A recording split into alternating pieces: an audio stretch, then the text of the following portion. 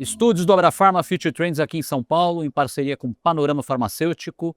E agora temos Carlos Eduardo Gouveia, presidente executivo da CBDL, a Câmara Brasileira de Diagnóstico Laboratorial, um dos palestrantes e que trouxe boas novas aqui para...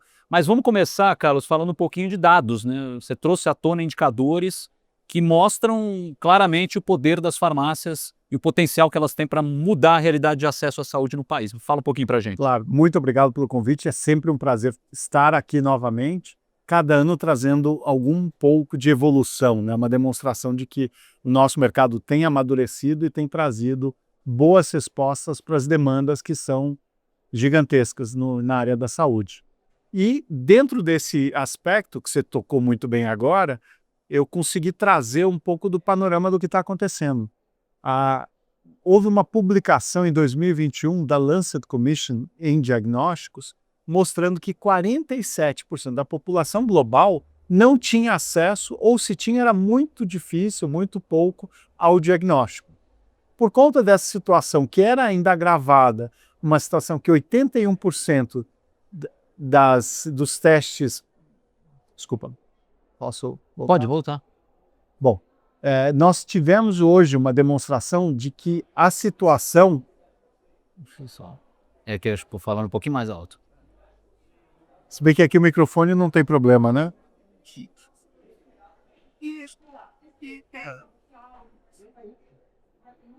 Pronto.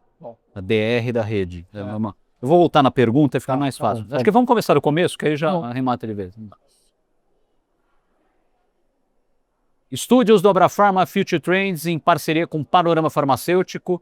E agora temos aqui Carlos Eduardo Gouveia, presidente executivo da CBDL, a Câmara Brasileira de Diagnóstico Laboratorial, e que trouxe dados muito relevantes que mostram como as farmácias podem mudar a realidade de acesso à saúde. Obrigado pela presença, meu caro. Imagina, muito obrigado pelo convite, Leandro. É sempre um prazer estar aqui de volta e principalmente para mostrar que o Brasil tem evoluído muito e as farmácias têm feito parte importantíssima dessa evolução.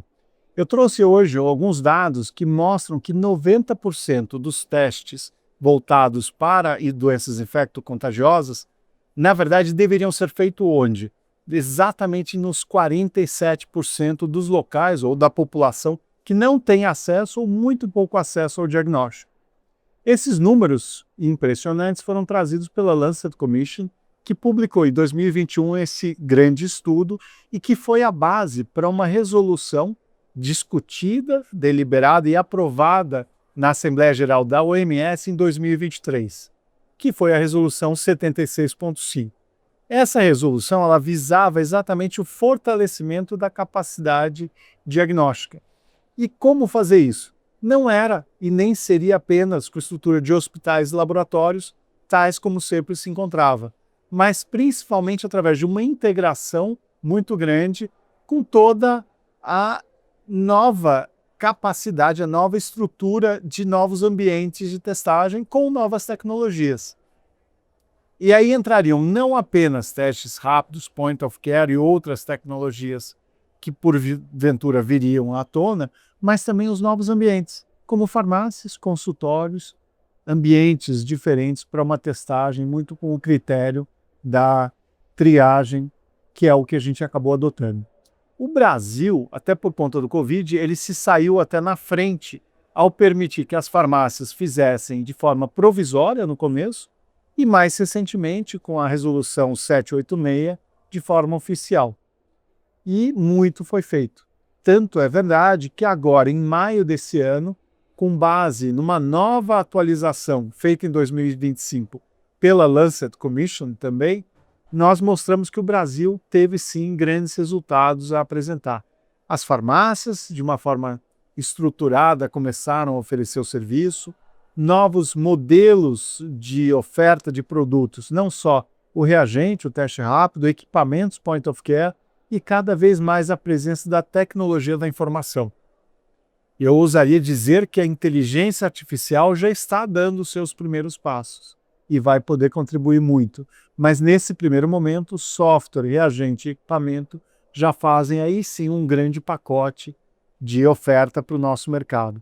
E com isso a própria OMS, para dar continuidade e sustentação para aquela iniciativa de 2023, criou uma aliança global de diagnóstico, que vai agora apoiar os países membros como o Brasil e a própria OMS com suas obrigações para continuar ofertando testes de uma forma mais ampla, acessíveis, de forma democrática à população como um todo. Legal, eu vou voltar daqui a pouquinho nessa questão da IA que me chamou a atenção, mas vamos falar um pouquinho da RDC, que, né, virou uma realidade. Óbvio, as grandes redes já, de alguma forma já têm uma capilaridade, né, na oferta desses serviços.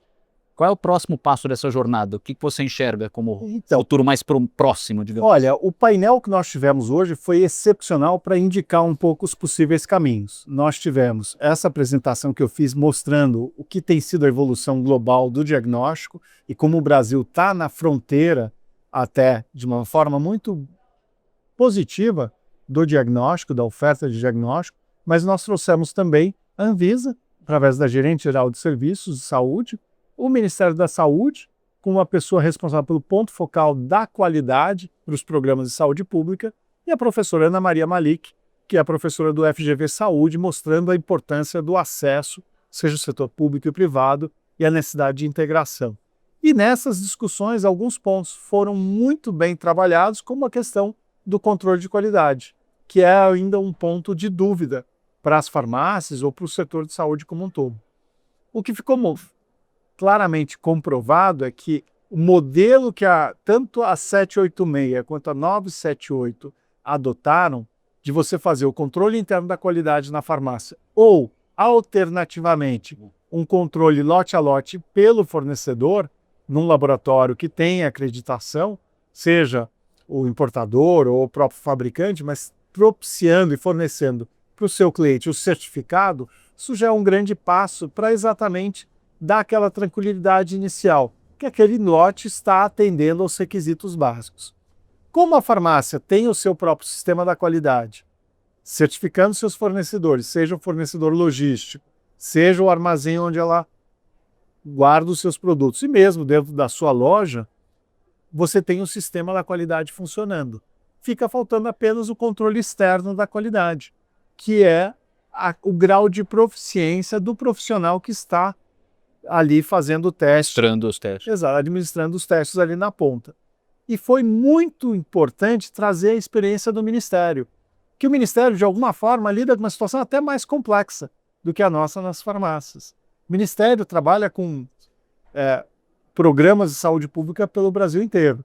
Não apenas aqui na periferia de São Paulo, Guarulhos e Osasco, mas no Pantanal, no meio da Amazônia, nos confins do país, onde muitas vezes você não tem comunicação, onde o profissional de saúde, pode ser uma enfermeira, uma assistente social, vai fazer essa aplicação do teste lá longe e de forma isolada, então ela tem que ter o preparo, a informação, e ali ela mostrou muito bem que até para esses profissionais existe uma necessidade de estar se atualizando periodicamente e de realizar os seus testes de proficiência, que isso faz parte do projeto como um todo. O modelo que a gente pode adotar aqui para as farmácias é um modelo parecido com esse do próprio Ministério e trazendo dados e dificuldades da vida real, né? E fazendo as devidas adaptações, que foi o que a Anvisa até deixou aberto, para eventualmente fazer considerações dentro dessa fase de implementação. O que a gente não pode deixar de continuar é buscar esse atendimento do paciente invisível para o sistema. Então, a farmácia ela tem um papel fundamental de, ao considerar um sistema da qualidade como um todo, levar o melhor produto de forma mais adequada, mais rápida, a um custo acessível para o indivíduo que está ali na ponta, que muitas vezes considera a farmácia como o único possível local de acesso para a sua saúde, seja para uma prevenção, seja para o monitoramento de uma determinada condição, ou da busca de uma informação que vai permitir que ele entre no sistema efetivamente. E você acha que, de fato, os profissionais que atuam na ponta já absorveram essa tendência? Como é que está a dicotomia entre lideranças e profissionais? Como é que você enxerga? Nós estamos num momento muito importante, por isso que foi fundamental trazer no Future Trends hoje esse painel com palestrantes brilhantes que trouxeram a sua experiência e que aprenderam, junto com todos nós lá, um pouco da dinâmica que o mercado está tomando. Nós estamos no momento fundamental de implantação da nova resolução, a 978, com muitas dúvidas. Dúvidas pelo profissional da farmácia, pelo gestor de compras da farmácia, pelo gestor de vigilância sanitária ali na ponta. Por onde começar, como fiscalizar? Não existe ainda um alinhamento completo, porque a norma, embora já seja um tema antigo e muito discutido, é uma norma relativamente nova. Então, o agente de vigilância sanitária da ponta, com certeza vai ter dúvidas. Então, a Anvisa está, nesse momento, preparando perguntas e respostas, deve soltar agora, e está aberta para entender com fatos e de forma devidamente identificados quais são as necessidades de melhorias eventuais que a gente deveria estar buscando. O que a gente não pode deixar de fazer, de fato, é de promover o acesso. Acho que isso é claro. Esse é um papel primordial, né? Agora, a gente falou da IA, né? E como a tecnologia pode ajudar nesse processo. É difícil projetar, né? As mudanças são muito rápidas, meteóricas praticamente. Sim. Mas daqui a 10 anos, por exemplo, como você vê a IA efetivamente auxiliando o farmacêutico na análise dos testes e no próprio processo que envolve a realização deles? A CBDL, como entidade da área diagnóstica, ela participa ativamente dos grandes eventos no mundo. E todo mês de julho, na última semana de julho, a gente participa do ADLM, que é o Congresso de Diagnóstico Laboratorial, que acontece nos Estados Unidos e que reúne 7, 8 mil pessoas do mundo inteiro. É um dos grandes eventos setoriais. E ano passado já discutimos um pouco do impacto da inteligência artificial no nosso setor, que estava muito mais restrito no que a gente chama do pré-analítica, que é a organização de filas, indicação de agendamento, organização do passo a passo.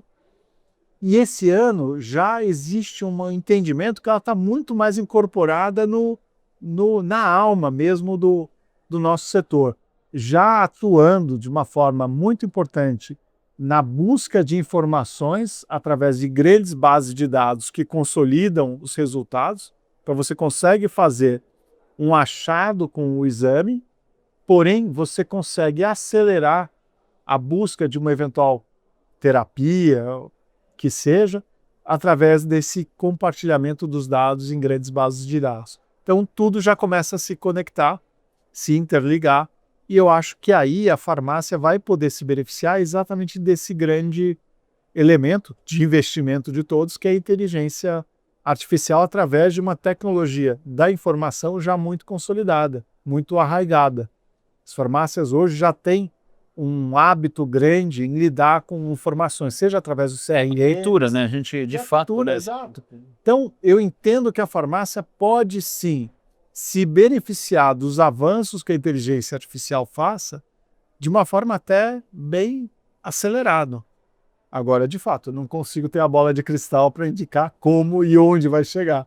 Mas que vai ser bem acelerado, vai ser. Não, mas legal que ela já saiu dessa fase, digamos, de ser apenas uma facilitadora do processo de triagem para realmente aprimorar a análise, né? Aprimorar o diagnóstico. Né? Boa parte das empresas quase todas já estão trabalhando com alguns elementos de inteligência artificial no seu dia a dia, né? Dentro do processo, dentro da busca da informação mais completa, da interação com grandes centros de pesquisa, né? O esclarecimento de dúvidas já está muito mais facilitado e, com certeza, vários processos de produção ou de testagem vão ser beneficiados pela chegada da inteligência artificial. Legal. Digamos assim, a saúde é o encontro, né, entre a saúde mais personalizada e o ambiente propício para essa prática, né? Porque tem capilaridade, já é o primeiro ponto de contato, né, com a população. Hoje, na nossa área, já é dentro dessa jornada dos pacientes, né, que todos nós buscamos aprimorar, acelerar, você tem a primeira informação, que é o contato com aquela dúvida que você tem. Então, a farmácia, ela se encaixa perfeitamente aí. Estou com um problema, não sei o que é, deixe rapidamente buscar. Se tiver ali na esquina de casa, já consigo ter informação. Deu um resultado reagente, positivo ou indeterminado, opa, preciso buscar ou um profissional de saúde, ou um laboratório, ou até um hospital, dependendo da situação. E aí você acelerou o acesso ao sistema e começa aí sim a busca por uma informação cada vez mais qualificada e que pode chegar na questão da medicina personalizada. E aí que entra a genômica, a metabolômica, dentre a proteômica, e que ela consegue indicar para aquele indivíduo qual a terapia mais adequada, qual vai fazer de fato efeito. Então, é a medicina extremamente personalizada para aquele indivíduo. Começou, você tem que monitorar se vai ou não fazer efeito, está ou não dando certo, preciso fazer algum ajuste. E finalmente o desfecho, estou curado, né? E aí monitorar, não vai. Então o diagnóstico, na verdade, é o quê? É o teste certo, na hora certa, para a pessoa certa e no ambiente certo. Sim. Então não existe teste ruim, o que existe é, para cada momento, uma solução.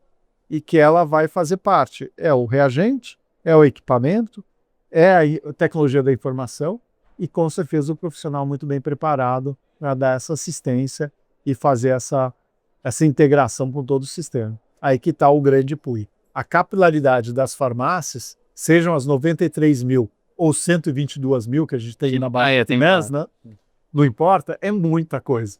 Então, se a gente integrar essa grande rede a 29 mil laboratórios no Brasil inteiro, 6.500 hospitais, você tem uma força enorme, desde que você faça um uso racional das informações que estão circulando, né? E uma ajudando a outra, você rapidamente consegue ter uma população cada vez mais saudável, cada vez mais adequada até para as novas demandas, né, que surgem aqui no nosso dia a dia, e parando de olhar tanto a doença e cada vez mais indo para a prevenção, né, o autocuidado, mudando esse paradigma.